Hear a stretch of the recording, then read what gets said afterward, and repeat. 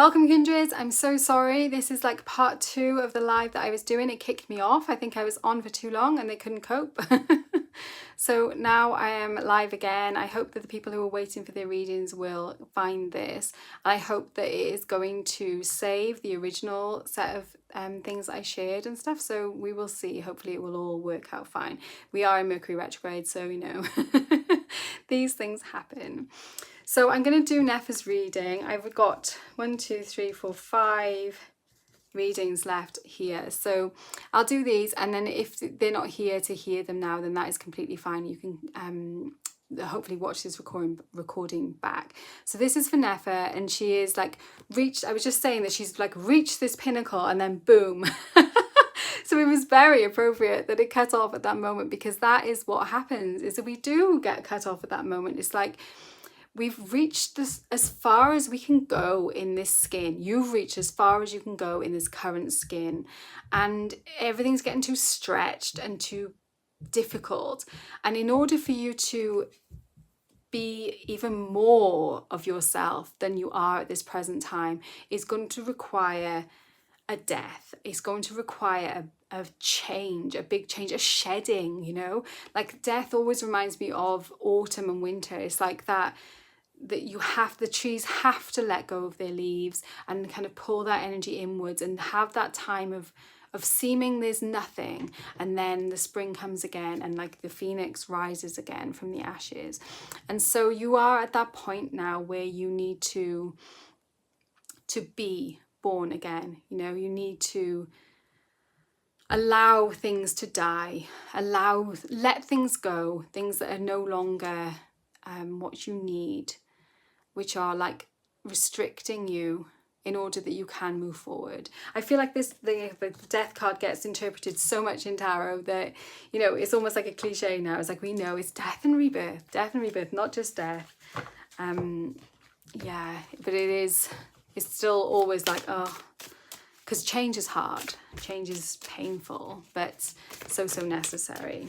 Okay.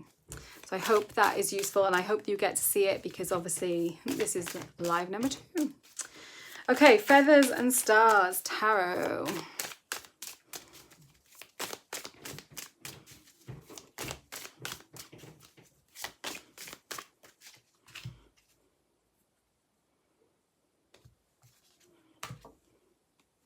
Okay, so you've got the Page of Cups, which is another one that I've pulled recently as well. And interestingly, I was thinking of it as being very much like about self-care and about like rituals of caring for self through like taking solitary time and connecting in. And I feel like that is the message here for you as well. So that it's about you know, she's deep under the water. She has this like cup of what looks like broth, or perhaps, you know, there's like steam coming off it, air coming off it. So we've got the air and the water mingled together here. And it looks very serene, very peaceful. And she could be scrying as well. So like, you know, through self-care, through taking time out from things like not being busy all the time, can allow space for new inspiration to come through. And I feel like that's the message here for you, is like it's wants you to take time out so that you can receive inspiration from like different sources from the ones that you've been taking in currently. Yeah, and a message of self-care too. Yeah, lovely. That is a nice one. I like that Page of Cups as well. Like it's like kind of dreamy and yeah, just nice. Okay, Dandelion. So nobody's here, which probably means that everyone's still in the other stream waiting for me to come back, but I couldn't get it to redo because it booted me out. So it's kind of annoying, but it is what it is. I'm sorry about that. I hope that they will both go up and then people will be able to get their readings. So Dandelion.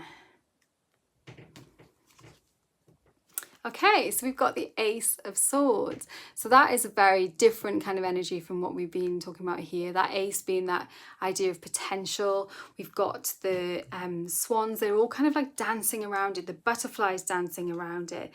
There's like just expectation. And we've got an eye in the center of the sword and the light kind of on the top of it. And that is, I find like with that Ace of Swords, it's potential, like a new idea, and it's like, woo, everyone's very excited for it, you're very excited for it, but it hasn't come to fruition yet. You know, it's something that is a very strong potential, a very exciting potential. And so, you know, you can spend some time kind of getting excited about it, maybe journaling, maybe writing some ideas down, and like perhaps, you know, sometimes the aces are kind of solitary, but there's lots of characters in this card, you know, lots of animals here. So perhaps it means like sharing your ideas with other people as well, like kind of gauging, like, is this something that I'm going to go further with or not? You know, the aces are very much like, it might happen, it might not, you know, it's up to you to then like take it forward if you want to make it into something other than just an idea. Yeah. So whatever that idea is that you're kind of like getting excited about right now, then you can work with that. Okay. Let's do one for Rita. And then I will do Taryn's and stop this and hopefully catch people in the chat if they haven't realised that we are over here. Well, just me. It's just me that's over here at the moment. Hopefully it is working okay. That's the only thing with doing lives, is that it's like you're at the whim of YouTube of whether it works or not. So let's see what's in store for you, Rita. What you're currently, like what you need to know now.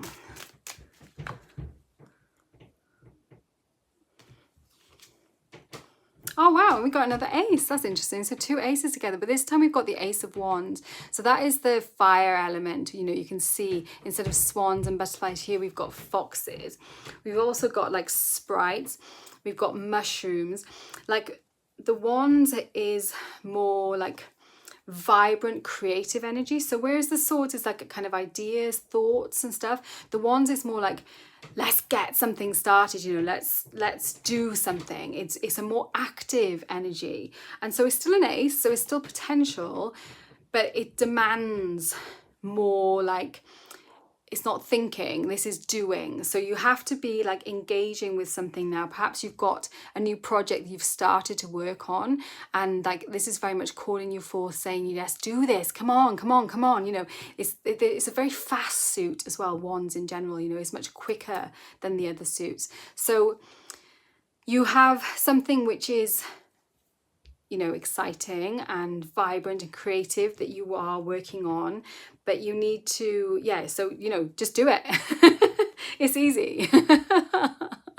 And it's great, you know, it's a really good, like, yes, it's a very affirmative to, if you're thinking, oh, should I carry on with this project or should I not? Then that is very much like, yes, you definitely should, because, you know, everything is at your disposal. You just need to do it. You just need to do it. Yeah. Okay. So that's exciting. I hope that whatever you're working on is bringing you a lot of joy. Let's do a card for Taryn.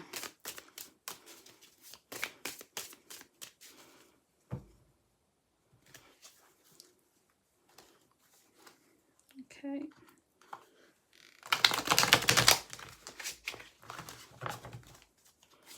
Now I can give these cards a little rest.